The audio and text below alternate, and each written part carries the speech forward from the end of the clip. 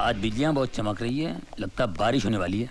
नहीं सर, ये तो कैमरे के फ्लैश चमक रहे हैं। क्या बात कर रहे हैं आप? चश्मा क्यों नहीं पहनते? अरे चश्मे की क्या बात कर रहे हैं यार तू? मुझे नहीं मालूम कैमरे के फ्लैश चमक रहे हैं। इतना से जोक नहीं समझ सकते। पुलिस वाले बड़े सीरियस हो जाते हैं। अगर पुलिस वाले इतने सीरियस होते तो लोग जो धड़ाधड़ मर रहे हैं वो कभी नहीं मरते। जाओ अपने काम करो, पर तलाशी लो। Yes sir. खामखा पुलिस में भर्ती होगा, अच्छा होता कवाली बना होता। तुम तो ठहरे परदेसी, हर साथ क्या निभाओगे।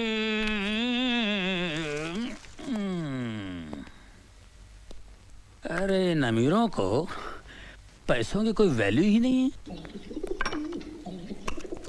है। हाँ? ये क्या हो रहा है सर?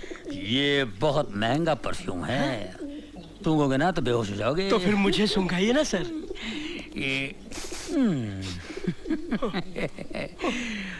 बेहोश हो गए ना।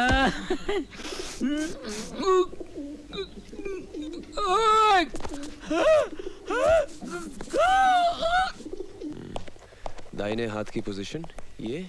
हाँ सर। क्या? कमिश्नर साहब। Good morning sir. Morning. Carry on.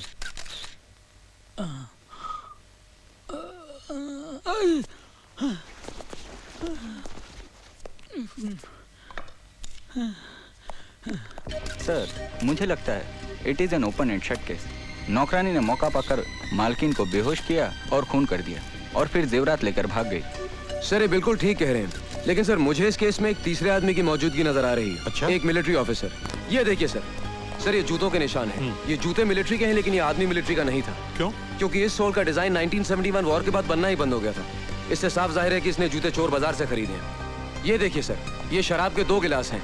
इससे पता चलता है कि मिसेस चावला उस आदमी के इतने करीब थी कि उसके साथ खुलेआम बैठकर शराब पी सकती थी। वहां पर खाना है, इसका मतलब दावत भी थी। 1 मिनट सर, जरा ये सुनिए। इस कैसेट को सुनकर पता चलता है कि उस रात मिसेस चावला बहुत रोमांटिक मूड में थी। ये भी तो हो सकता है कि उस शख्स के जाने के बाद नौकरानी ने मिसेस चावला का खून किया हो। सर अगर वो मेहमान होता तो खाना खा के जाता। डाइनिंग टेबल पर प्लेट्स पड़ी, लेकिन खाना नहीं खाया गया सर। तो फिर ये भी हो सकता है कि उस शख्स ने पहले मिसेस चावला का खून किया और फिर नौकरानी को किडनैप किया हो। जी नहीं सर, उन प्लेट्स पर जो उंगलियों के निशान हैं वो उस नौकरानी के हैं। जाहिर है वही निशान इस स्टूल पर भी हैं जिससे कि मिसेस चावला का कत्ल हुआ है। गुड। यस रहीम खान। सर ये शीशी बेहोशी की दवा है। बेहोशी की दवा? हाँ, बहुत पावरफुल है सर। सर मुझे वही दवा लगती है जिससे उन औरतों को बेहोश किया गया। इसे लैब में भेज देना। ओके। निहाल, जब तुम इतना एनालिसिस कर चुके हो तो तुम ये भी जानते होगे कि खूनी कौन है? मैं जानता हूं सर। कौन? सर ये वही बहरूपिया जिसने पिछले 1 महीने में शहर की 3 औरतों को अलग अलग भेज बदल के ठगा है। He's the same man sir. मैंने इसके ऊपर एक रिपोर्ट तैयार की। Good, very good. सर ये रही रद्दी। पेपर के एड पर निशान है, पढ़ो। पढ़ो। सिख मिलिट्री ऑफिसर को पत्नी की तलाश। Retired Sikh military. That confirms it, sir. तलाकशुदा या विधवा औरत। Good good, very good Nihal. I am proud of you. Thank you Nihal, sir. इस अभिनेता को पकड़ने का केस मैं तुम पर सौंपता हूं। Thank you sir. देख निहाल, मैं तो परेशान। फिलहाल मेरी बात सुन। ऐसा होता रहता है यार, ये कमिश्नर साहब भी जो कुछ तूने वहाँ बोला है ना, अब ये पूरा लिख लेगा और सारा क्रेडिट अपने ऊपर ले लेगा। बड़ा घटिया आदमी ईमान से है यार, कभी ना आदमी है यार। सर ये फोटोग्राफ कहाँ दो? अरे पुलिस स्टेशन जाके दे यार, तू मेरे पीछे क्यों जाए ऐसे? सुन निहाल मेरी बात सुन, ये कमिश्नर इतना घटिया आदमी है, इतना गया गुजरा इंसान है, मैं बता नहीं सकता। कोई टिक नहीं सकता इस आदमी के साथ में। अरे यार अपनी बीवी के सामने भीगी बिल्ली की तरह बैठा रहता है, कुत्ते की तरह दूध मिलाता है और अपने सामने गुस्सा उतारता है। पूरा राशन पानी लेके हम पे चढ़ता है। कसम से बोलता हूँ भिड़ू, अगर मेरे बाप का ये बॉस होता ना तो मेरा बाप मेरे को कभी पुलिस पे नहीं भर्ती करा था। ईमान से कह रहा हूँ यार, मैं इतना अच्छा कव्वाली करता हूँ कसम खुदा की। ये जो अल्ताफ राजा जो फेमस है ना, उसकी जो कव्वाली है, आज उसकी जगह मैं होता कसम खुदा की। तुम तो ठहरे परदेसी, अरे साथ क्या निभाओगे। इंस्पेक्टर रहीम खान। जी भाईजान।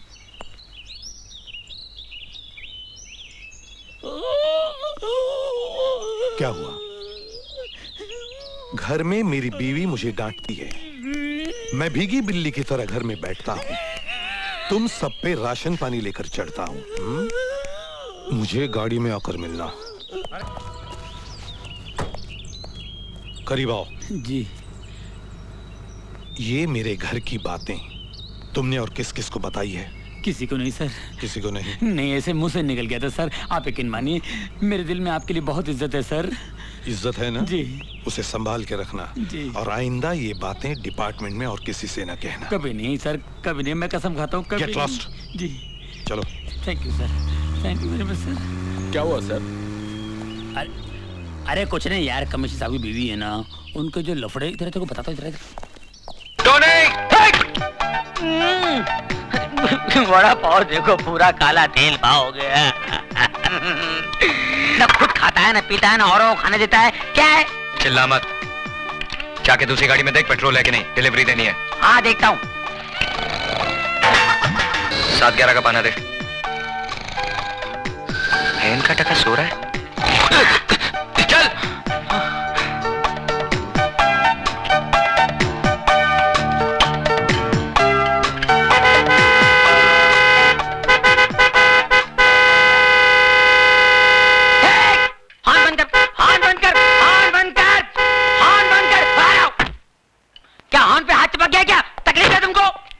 तकलीफ मैनू नहीं, इस गड्डी ने यार। क्या हो गया? क्या हो गया है? मैकेनिक मैं कि तू है? पापा जी बात सुनिए। क्या है कि मरीज जब डॉक्टर के पास जाता है तो मरीज खुद बताता है कि मेरे पेट में दर्द है, मेरी पीठ में दर्द है, मेरे मुंह में दर्द है, मुझे उल्टियां हो रही है, मुझे जुलाब हो रहा है। मैं पूछ रहा हूँ इसे क्या हो गया है? क्या हो गया है? ओ यार, ये चटके दे दे के बंद पड़ गई है यार। बंद पड़ गई। मिर्गी खोलो, बोनट खोलो, जल्दी खोलो, बोनट खोलो, फौरन खोलो, जल्दी खोलो। मुर्गी, इंजन कहाँ है? तो मुर्गी इंजन किधर है? मैं भी हैरान हूँ, इंजन किधर है? अरे मैं तो परेशान हूँ कि गाड़ी यहाँ तक आई कैसे? मैं खुद चला के लेके आया इसे यार। आप खुद चला के लाए? हाँ जी। जरा याद कीजिए, रास्ते में कहीं यहाँ वहाँ तो नहीं गए आप? नहीं यार, सवाल ही नहीं पैदा होता यार। अरे भाई ये बम्बई है, नजर जरा फिरी तुम, इंजन गुल। अच्छा हाँ, ऐसा भी होता है? ऐसा होता ही है। ये गाड़ी किससे ली आपने? ये परसों ली है, विदेशी गाड़ी है, अंग्रेज से ली है, इम्पोर्टेड है। परसों ली है, अंग्रेज से ली है, इम्पोर्टेड है, विदेशी है। शर्म आनी चाहिए हम लोगों को।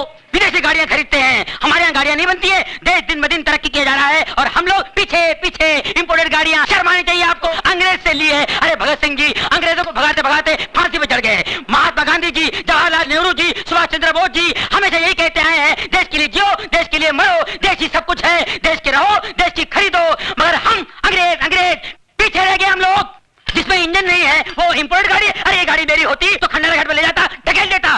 तू ऐसी गाड़ी पर अंग्रेज बने हुए हैं, इम्पोर्टेड गाड़ी। हट। ये मैं की कर बैठा, शर्म आनी चाहिए मैंने। तूने मेरी आंखें खोल दी, मैं पूरी गड्डी खोल जाऊंगा, गाड़ी खोल दूंगा। हैंडल लिया, इम्पोर्टेड बोनट, हैंडल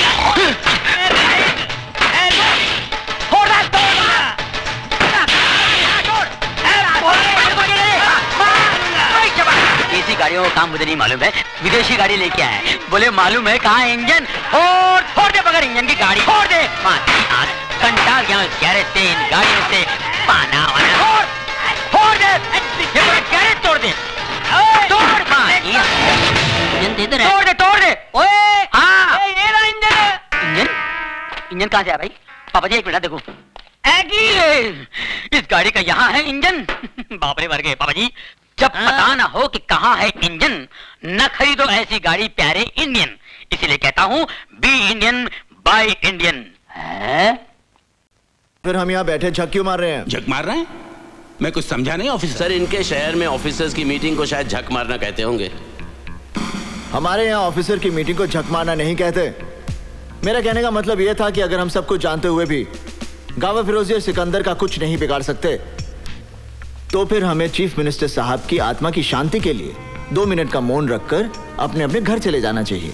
और जो लोग शादीशुदा हैं वो अपने बीवियों के काम में हाथ बटाएं और जो लोग नहीं हैं वो अपने लिए बीवियां ढूंढें। पंजाब दे पुत्र तू तो गया। करण सिंह, तुम्हें सीनियर अफसरों के सामने ऐसी भाषा इस्तेमाल करने के लिए महकमे से माफी मांगनी चाहिए। मेरे माफी मांगने से अगर गावा फिरोजी और सिकंदर को पकड़ने में मदद मिल सकती है तो फिर ठीक है, आई एम सॉरी। आप समझते हैं कि गावा फिरोजी और सिकंदर को पकड़ना बच्चों का खेल है? बच्चों का खेल नहीं है, मगर हम भी कोई बच्चे नहीं हैं। क्या नहीं है हमारे पास? बहादुर सिपाही, हथियार, कानून की ताकत, सरकार की सारी मशीनरी, और क्या चाहिए हमें? सर, इनमें ऐसी कोई चीज नहीं है जिसे गावा फिरोजी और सिकंदर पैसे की मदद से खरीद ना सकें। सर, हम जितनी मेहनत अपनी नाकामयाबी के बहाने ढूंढने में करते हैं, अगर उतनी ही मेहनत हम अपनी कामयाबी के लिए करें तो हमें बहाने ढूंढने की कोई जरूरत नहीं पड़ेगी। करण सिंह, तुम हद से बाहर जा रहे हो। हद से बाहर जाने की जरूरत है सर। अगर हम लोग हद से बाहर नहीं जाएंगे तो हमारे देश का अमन चैन सरहद के बाहर बैठे गावा फिरोजी जैसे लोगों के हाथों में रहेगा, हमारे हाथों में नहीं। सर, हमें अपनी ड्यूटी कैसे करनी है इसका सबक हमें उन लोगों से लेने की जरूरत नहीं है जो अभी नए आए हैं और जो अभी यहाँ के हालात से वाकिफ भी नहीं है। ड्यूटी क्लर्क करते हैं सर, सिपाही अपनी जान की बाजी लगाते हैं। हालात कोई नए नहीं है और गावा फिरोजी कोई पहला टेररिस्ट नहीं है। किसी भी टेररिस्ट को पकड़ने के लिए ड्यूटी नहीं, जुनून की जरूरत है, जुनून, जिसमें चाहे जान भी चली जाए।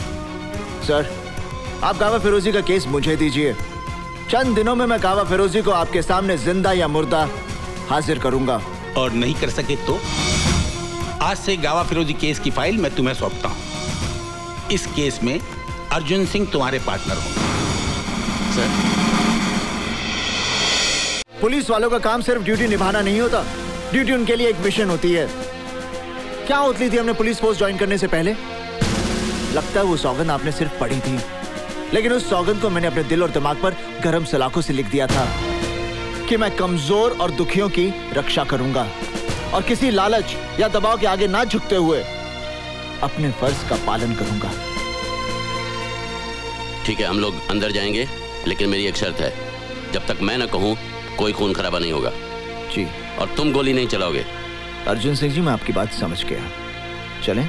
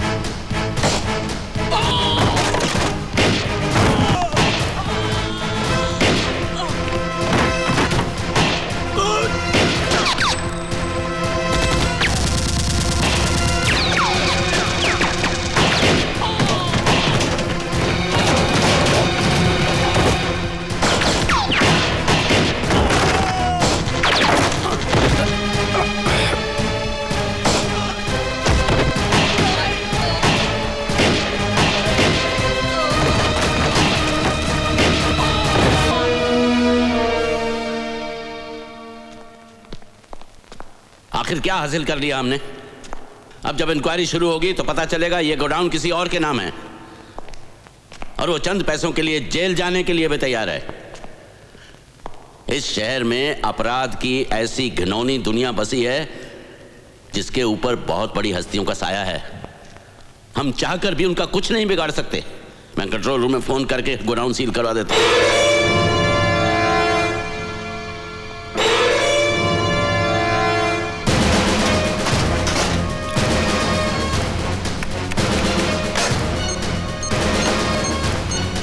Control room,